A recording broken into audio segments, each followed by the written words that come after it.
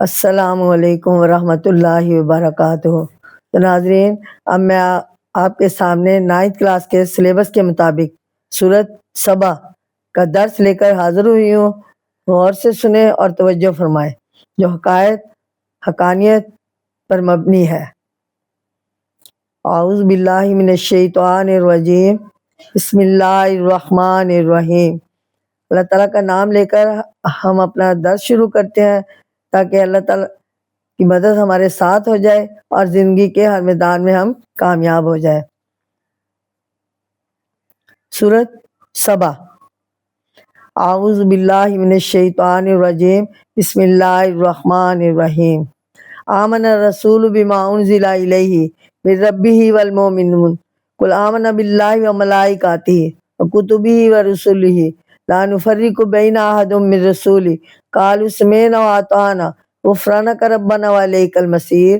لا یکلف اللہ نفسا الا وسعها لها ما کسبت وعلیہا ما اکتسبت ربنا لا تؤاخذنا ان نسینا واخطانا ربنا تحملنا ما لا طاقت لنا به فاعف عنا واغفر لنا وارحمنا انت مولانا فانصرنا علی القوم الکافرین۔ سورۃ سبا۔ سورۃ سبا مکی صورت ہے، اس میں 54 آیات ہے۔ اس کا تعارف ہے، سورۃ سبا کا نام قوم سبا کے نام پر ہے۔ قوم سبا یمن میں آباد تھی۔ اللہ تعالیٰ نے انہیں ہر طرح کی خوشحالی سے نوازا تھا، لیکن انہوں نے ناشکری کی روش اختیار کی اور کفر و شرک کو فروغ دیا، جس کا نتیجہ یہ ہوا کہ ان پر اللہ تعالیٰ کا عذاب آیا اور ان کی خوشحالی ایک قصہ پارینہ بن گئی یا بن کر رہ گئی۔ اس صورت میں قوم سبا کا ذکر ہے، اسی مناسبت سے اس کا نام سورۃ سبا رکھا گیا۔ سورۃ سبا کا خلاصہ اسلام کے بنیادی عقائد کا بیان اور آخرت کے بارے میں مشرکین کے اعتراضات کا جواب ہے۔ سورۃ سبا کے آغاز میں مضامین۔ سورۃ سبا کے آغاز میں عظمت باری تعالیٰ کا بیان ہے۔ اللہ تعالیٰ اور آخرت کے بارے میں مشرکین کے اعتراضات کا جواب دیا گیا ہے۔ پھر حضرت داؤد علیہ السلام اور ان کے بیٹے حضرت سلیمان علیہ السلام کا ذکر ہے۔ انبیاء کرام علیہ السلام ان نعمتوں پر اللہ تعالیٰ کا شکر ادا کرتے تھے اور اس کے فرما برداری کرتے تھے۔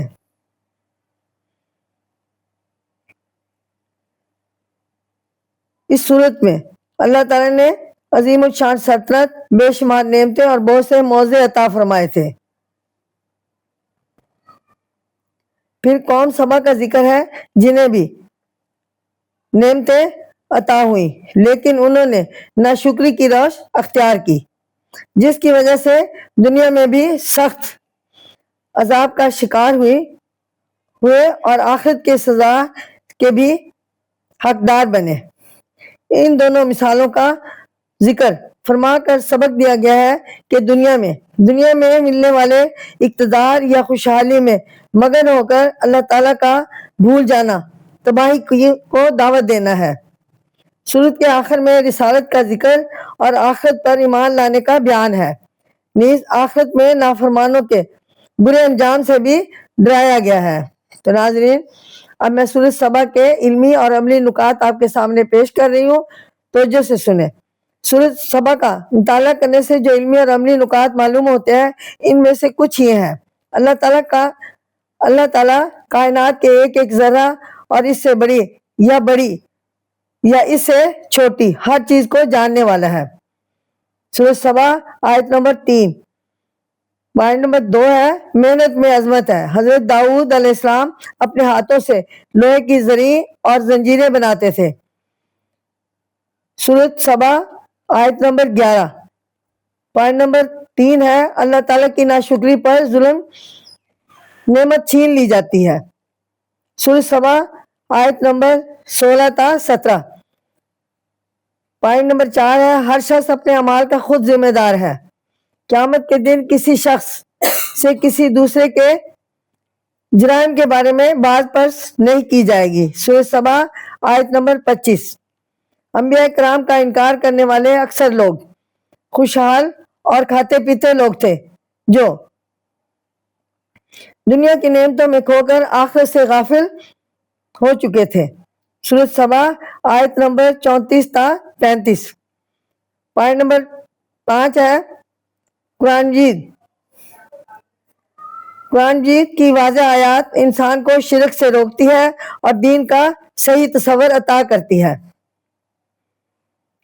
سورۃ سبا آیت نمبر 43۔ پوائنٹ نمبر 5 ہے مال و اولاد اللہ تعالیٰ کی رضا کی نشانی نہیں بلکہ دنیا کی زندگی کا امتحان ہے۔ سورۃ سبا آیت نمبر 37۔ آیت نمبر 8 ہے ہمیں اخلاص کے ساتھ بغیر کسی دنیاوی لالچ کے لوگوں کو اللہ تعالیٰ کے دین کی طرف بلانا چاہیے۔ آیت نمبر 9 ہے جھوٹے معبود نہ کسی کو پہلی بار پیدا کر سکتے ہیں اور نہ دوسری بار پیدا کرتے ہیں۔ سورۃ سبا آیت نمبر 49۔ ناظرین، اب میں آپ کے سامنے مشقی سوال یعنی سورۃ سبا کے مشق کے مطابق آپ کے سامنے سوال پیش کرتی ہوں۔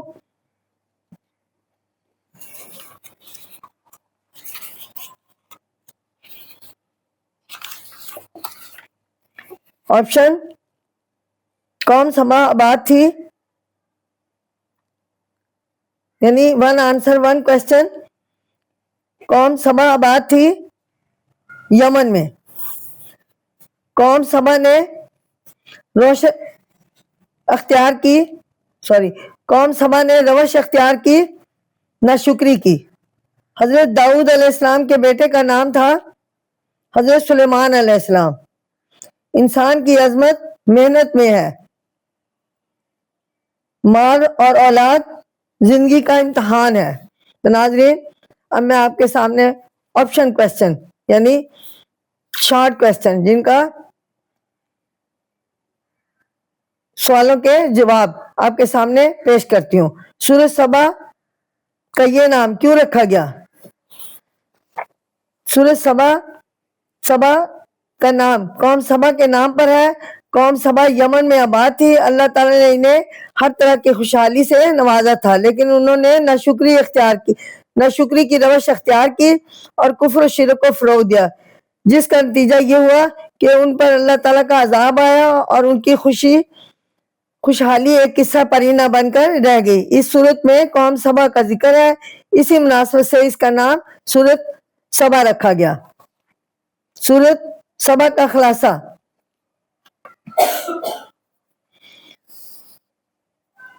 سورۃ سبا کا خلاصہ اسلام کے بنیادی عقائد کا بیان اور آخرت کے بارے میں مشرکین کے اعتراضات کا جواب ہے۔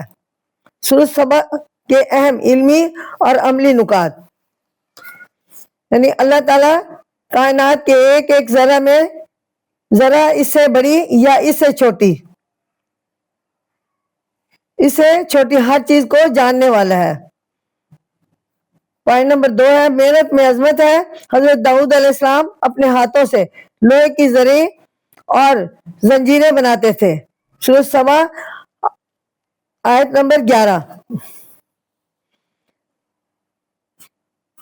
قوم سبا کے بارے میں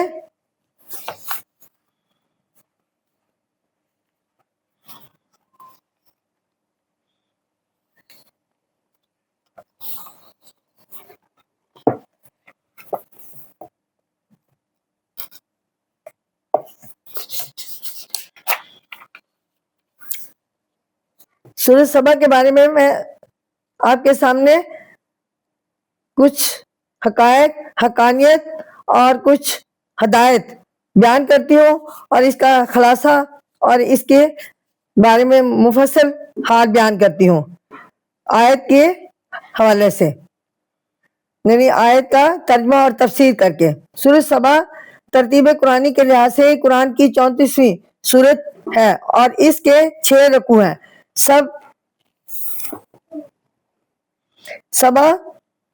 سبا کا یمن کا ایک علاقہ ہے جس کا ذکر اس سورت میں ہے۔ یہ سورت سبا یمن کا ایک علاقہ ہے جس کا ذکر اس صورت میں ہے. یہ صورت مکہ کے ابتدائی زمانے میں نازل ہوئی. اس میں خاص طور پر خبردار کیا گیا ہے کہ دنیا کی عیش و عشرت میں پھنس کر آخرت کے بھول جانے والوں کا انجام برا ہونے والا ہے، اور وہ اس دنیا میں ہی کے اندر اپنے غفلت کی وجہ سے بڑی مصیبتوں میں پھنس سکتے ہیں. مکہ والوں سے کہا گیا کہ آخرت کو نہ بھولو، مرنے کے بعد انسان پھر زندہ ہوگا اور اس کے اعمال کا حساب لیا جائے گا، اور جو مقرر راستے سے ہٹے ہوئے ثابت ہوں گے انہیں قرار واقعی سزا دی جائے گی. انسان کو خواب غفلت سے چونکانے کے لیے پہلے حضرت داؤد علیہ السلام اور سلیمان علیہ السلام کا قصہ بیان کیا گیا ہے. یہ کہ اللہ کی نعمتوں سے مالا مال ہو کر اس کی شکر گزار بندے بن کر رہے اور خوشحالی انہیں غفلت میں نہ پھنسائے.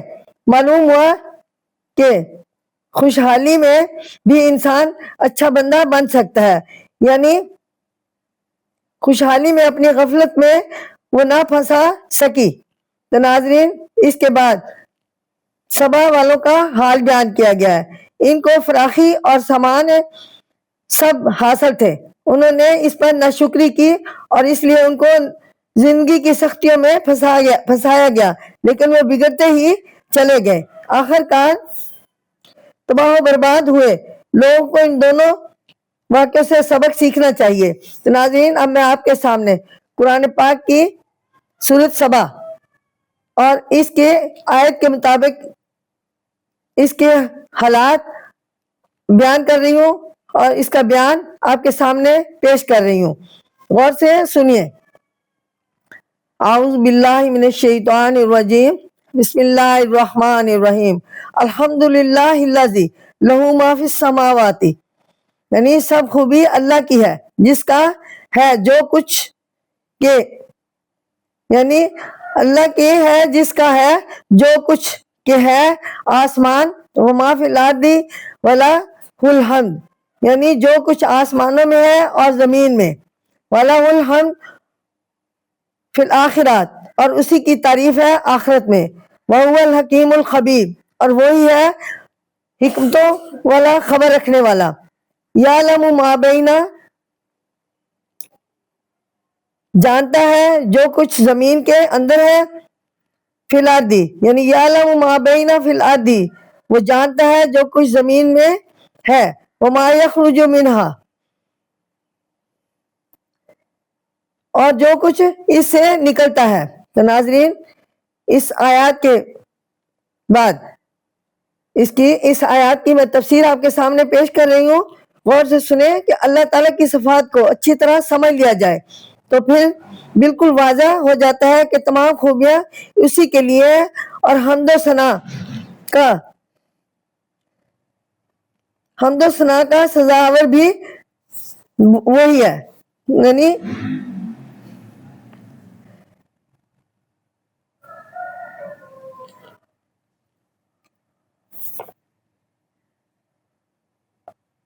ارشاد ہے کہ جو کچھ آسمانوں اور زمین میں ہے سب اللہ ہی کا ہے، اسی نے سب کچھ اپنی قدرت کاملہ سے بنایا ہے، وہی سب کو سنبھالتا ہے اور رکھتا ہے، وہی سب کا تنہا مالک ہے، کسی چیز پر کوئی اس کا شریک نہیں، وہ سب کی اصلیت اور حقیقت سے واقف ہے، ہر چیز کے اسے خبر ہے.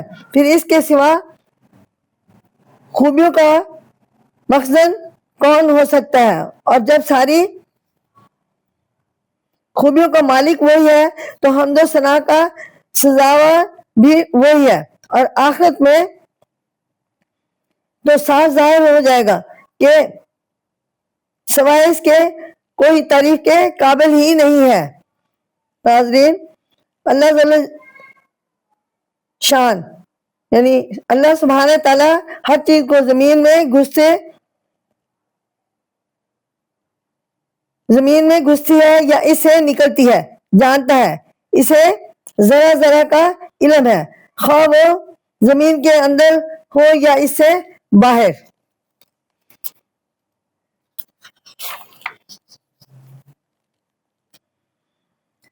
اللہ تعالیٰ کی صفات، یہ آیت نمبر سورۃ سبا کی 2، جس کا ترجمہ اور تفسیر آپ کے سامنے پیش کر رہی ہوں، یعنی جس کا عنوان ہے اللہ سبحانہ تعالیٰ کی صفت. وما ينزل من السماء وما يعرج، اور جو آسمان سے اترتا ہے اور جو اس میں چڑھتا ہے. فیہا وما يعرج فیہا، جو اس میں چڑھتا ہے.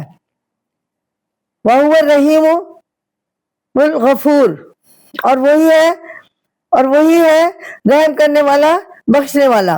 وَقَالَ الَّذِينَ كَفَرُوا لَا تَأْتِينَا السَّاعَةُ، اور کافر کہنے لگے ہم پر قیامت نہ آئے گی.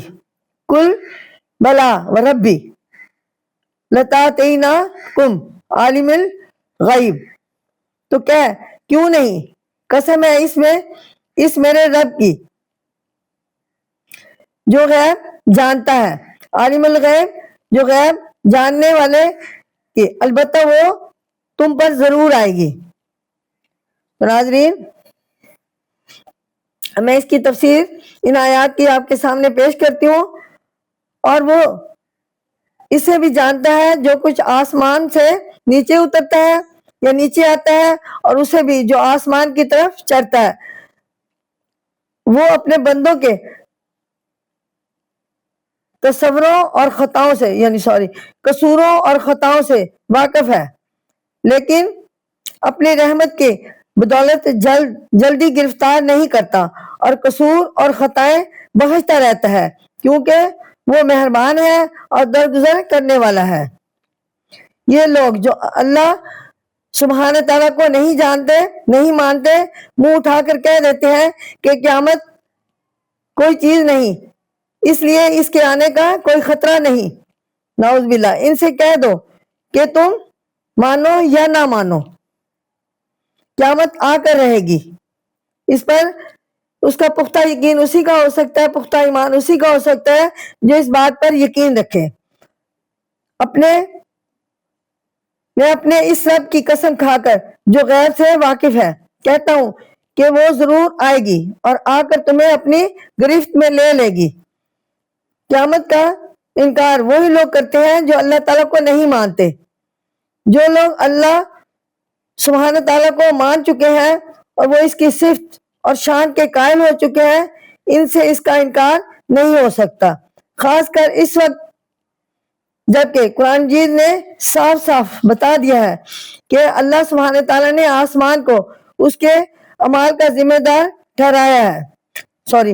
اللہ سبحانہ تعالیٰ نے انسان کو اس کے اعمال کا ذمہ دار ٹھہرایا ہے اور اسے اس کے اچھے کاموں کی جزا اور برے کاموں کی سزا ملے گی. لیکن دنیا میں یہ جزا اور سزا پوری نہیں مل سکتی، کیونکہ یہ دنیا قریب ختم ہونے والی ہے، اس لیے اس کے واسطے دوسری زندگی عطا ہوگی جو قیامت سے شروع ہوتی ہے. تو ناظرین، اب میں اللہ کا علم اس عنوان کے تحت سورۃ سبا کی آیت نمبر 3 کا ترجمہ اور تفسیر آپ کے سامنے پیش کرتی ہوں. لا یعزب عنہ مثقال ذرۃ فی السماوات ولا فی الارض، غائب نہیں ہو سکتا اس سے ذرہ بھر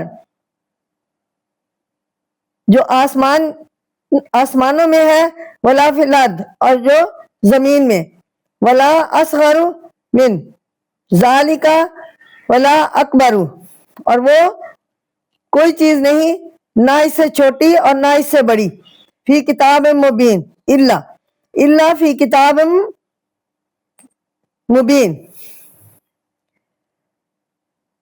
جو کھلی کتاب میں نہیں. لیجزی الذین، تاکہ جنہوں نے یقین لا کر آمنوا وعملوا الصالحات، بھلے کام کیا، انہیں بدل دے. ناظرین، انہیں بدلہ دے. تو اب میں آپ کے سامنے اس آیات کی تفسیر بیان کرتی ہوں۔ ارشاد ہے کہ اللہ کے علم سے کوئی چیز باہر نہیں، کوئی چیز ایک ذرہ کے برابر بھی آسمان میں یا زمین میں ہے ایسی نہیں جسے وہ نہ جانتا ہو، یعنی اللہ سبحانہ تعالیٰ نہ جانتے ہوں، اور نہ اس سے چھوٹی یا بڑی کوئی چیز ہے جو ایک کھلی کتاب میں نہ لکھی ہو۔ اس ذرہ ذرہ کا علم رکھنے والے عالم الغیب نے اپنے رسول اکرم صلی اللہ علیہ وسلم کو حکم دیا کہ لوگوں سے ہماری قسم کھا کر کہہ دیں کہ قیامت آئے گی۔ اس رسول کی سچائی اور راست بازی کے تم خود قائل ہو، اور اب روشن دلیلوں سے بھی یہ بات ثابت ہو چکی ہے کہ یہ جو کچھ کہتے ہیں وہ بالکل سچ ہوتا ہے، پھر تم ان کی سنتے کیوں نہیں؟ سنو، قیامت کا آنا اس لیے ضروری ہے کہ اللہ تعالیٰ کو یہ منظور ہے کہ جنہوں نے اللہ کو نہ مانا، جنہوں نے اللہ کو مانا اور وہ اس پر ایمان لا کر نیک عمل کیے، انہیں اس کا اچھا بدلہ دے اور انہیں اپنی نعمتوں سے مالا مال کر دے۔ اس کا